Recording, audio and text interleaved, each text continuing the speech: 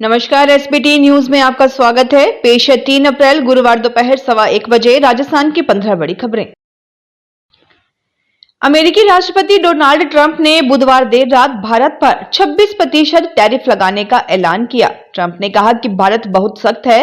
मोदी मेरे अच्छे दोस्त हैं, लेकिन हमारे साथ सही व्यवहार नहीं कर रहे। ट्रंप ने कहा कि भारत अमेरिका पर 52% तक टैरिफ लगाता है, इसलिए अमेरिका भारत पर 26% टैरिफ लगाएगा।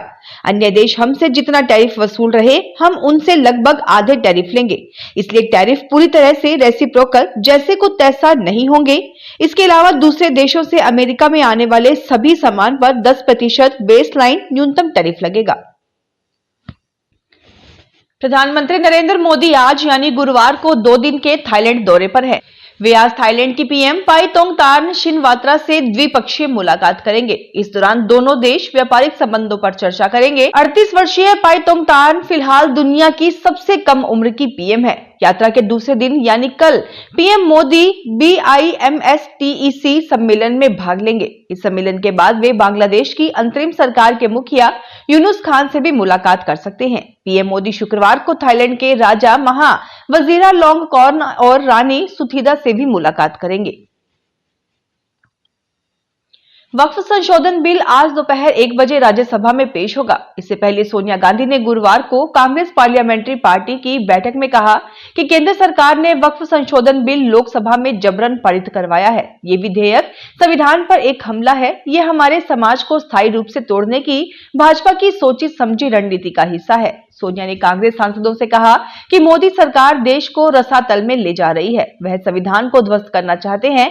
One nation one election bill भी संविधान का एक और उल्लंघन है। हम इसका विरोध करेंगे। राजस्थान लोक सेवा आयोग में 98 नए पद सृजित करने की मांग को लेकर कार्मिकों ने गुरुवार से पेन डाउन हड़ताल शुरू कर दी है। इससे आयोग में चल रहे इंटरव्यू, डीपीसी की बैठक, भर्ती संबंधित अभिस्थापन व रिजल्ट जारी करने सहित विभिन्न कार्य प्रभावित होंगे।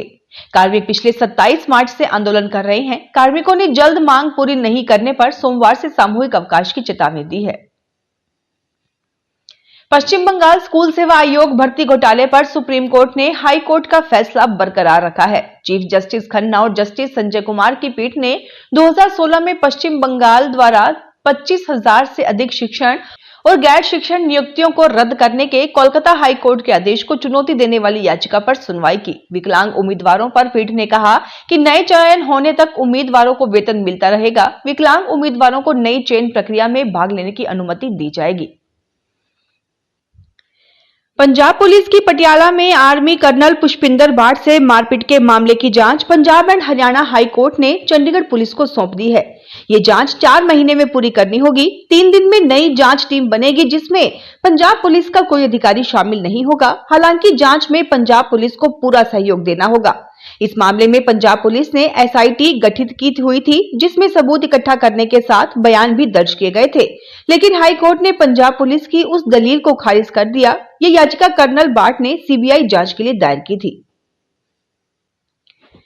एक्ट्रेस प्रियंका चोपड़ा पिछले 3 दिनों से जयपुर में थी। वे जयपुर के परकोटे में घूमती नजर आई। उनके साथ मौजूद विदेशी मेहमानों को बाजारों की रौनक और यहाँ की शाही विरासत की जानकारी दी। यहाँ उन्होंने अलग अलग लोकेशंस पर ज्वेलरी डिजाइनर के लिए शूटिंग की। एक फैशन इवेंट में हिस्सा लिया।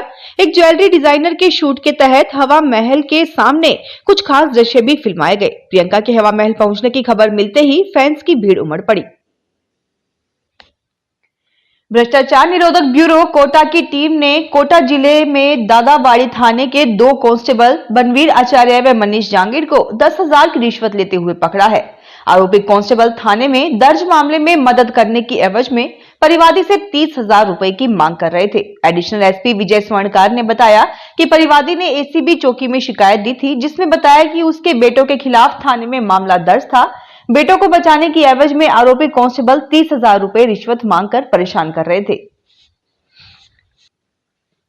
राजस्थान में लोकायुक्त ने अपनी सालाना रिपोर्ट में अपने सीमित अधिकारों को लेकर तल्ख टिप्पणियों के साथ राज्य सरकार को कई सुझाव दिए हैं। साल 1973 से एक्टिव संस्था ने खुद की पुलिस बनाने और छापा डालने के अधिकार की भी सिफारिश की है। साथ ही यूनिवर्सिटी कुलपतियों, स्टाफ, सरपंचों और पार्षदों को भी लोकायुक्त जांच के दायरे में लेने के लिए लिखा है। लोकायुक्त की सालाना रिपोर्ट में मौजूदा लोकायुक्त कानून के प्रावधानों को कमजोर करार देते हुए एमपी, कर्नाटक की तरह ताकतवर बनाने की सिफारिश की है। राजस्थान के जिलों को एक जिला एक उत्पाद के तहत चयनित उत्पादों के आधार पर उस जिले को एक्सपोर्ट हब के रूप में विकसित करने के लिए 8 दिसंबर 2024 को एक जिला एक उत्पाद नीति 2024 नोटिफाई की गई है। ये योजना 31 मार्च 2029 तक प्रभावी रहेगी। बीकानेर में इस योजना के तहत भुजिया का एक्सपोर्ट हब विकसित करने की तैयारी की जा रही है। जिला उद्योग एवं वाणिज्य केंद्र महाप्रबंधक मंजू नैन गोदारा ने बताया कि जिले में एक जिला एक उत्पाद नीति के तहत बीकानेरी नमकीन का चयन किया गया है। बाड़मेर जिले के बिजराड़ गांव में बुधवार रात एक मस्जिद में आग लगने से धार्मिक पुस्तकें जल गई। इसके बाद एक समुदाय के लोग इकट्ठा हुए। सूचना मिलने पर एसपी सहित अलग अलग थानों का पुलिस जाब्ता मौके पर पहुंचा। एफएसएल टीमों ने मौके से सबूत जुटाए। एसपी ने स्पेशल टीमों का गठन किया। टीमों ने एक संदिग्ध युवक को डिटेन किया है। फिलहाल पुलिस उससे पूछताछ कर रही है। वहीं घटनास्थल पर बड़ी संख्या में पुलिस जाब्ता तैनात किया गया है।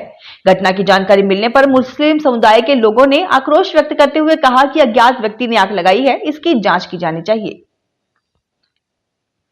इंडियन प्रीमियर लीग आईपीएल के 18वें सीजन के तहत पंजाब किंग्स और राजस्थान रॉयल्स के बीच 5 अप्रैल को होने वाले मुकाबले के लिए मुल्लापुर स्थित न्यू पीसीए स्टेडियम में तैयारियां पूरी कर ली गई हैं। पंजाब किंग्स और राजस्थान रॉयल्स की टीमें चंडीगढ़ पहुंच चुकी हैं। दोनों टीमें अपने अभ्यास सत्र में जमकर पसीना बहाएंगी। शहीद भगत सिंह इंटरनेशनल एयरपोर्ट पर आते समय दोनों टीमों के प्लेयर्स के चेहरों पर खुशी नजर आ रही थी। पंजाब किंग्स ने इस सीजन के लिए मुल्लापुर क्रिकेट स्टेडियम को अपना होम ग्राउंड घोषित किया है। यहां टीम कुल 4 मुकाबले खेलेगी, जबकि कुछ मैच धर्मशाला स्टेडियम में होंगे। औरंगजेब की कब्र तोड़ने जा रहे आदिनाथ संप्रदाय के पीठाधीश्वर और हिंदू जोड़ो यात्रा के प्रमुख कल्कीराम महाराज को पुलिस प्रशासन ने छत्रपति संभाजी नगर जाने से रोक दिया। संभाजी नगर के एसपी ने इसे लेकर एक नोटिस जारी किया है। पाली में 6 अप्रैल को निकाली जाने वाली रामनवमी शोभा यात्रा में भगवान श्री राम की प्रतिमा को रत्न जड़ित चांदी का मुकुट पहनाया जाएगा। 4 ज्वेलर ने मिलकर 9 दिन में इस मुकुट को बनाया है, जो देखने में काफी आकर्षक लगता है। हिंदू महोत्सव समिति व विश्व हिंदू परिषद की देखरेख में 6 अप्रैल को पाली में रामनवमी की शोभा यात्रा निकाली जाएगी। इसमें प्रभु श्री राम लल्ला को रत्न जड़ित ताज मुकुट पहनाया जाएगा। जिला प्रचार प्रसार प्रमुख मनीष सेन ने बताया कि रत्न जड़ित मुकुट में 211 ग्राम चांदी और 3350 छोटे नगीने व 2 बड़े सिग्नेटिक नगीने लगाए गए हैं। अजमेर नगर निगम के 80 वार्डों में सफाई व्यवस्था देख रहे 3778 सफाई कर्मचारियों की अब हाजिरी फेस रीडिंग बायोमेट्रिक मशीन से होगी। इसकी शुरुआत कर दी गई है। पहले चरण में ट्रायल किया जा रहा है। वार्ड 10 व 70 में लगे सफाई कर्मचारियों पर इससे ट्रायल किया गया। अब निगम प्रशासन सभी 80 वार्डों के लिए नई मशीनें मंगवा रहा है। ये मशीनें जमादार व सर्किल इंस्पेक्टर को दी जाएंगी। अभी तक केवल काम पर आने वाले सफाई कर्मचारियों के हाजिर स्थल पर ही निगम के जमादार, सर्किल इंस्पेक्टर फोटो लेकर निगम के बनाए गए मीडिया ग्रुप में शेयर करते थे। फिलहाल इस बुलेटिन में इतना ही। फिर हाजिर होंगे और बड़ी खबरों के साथ।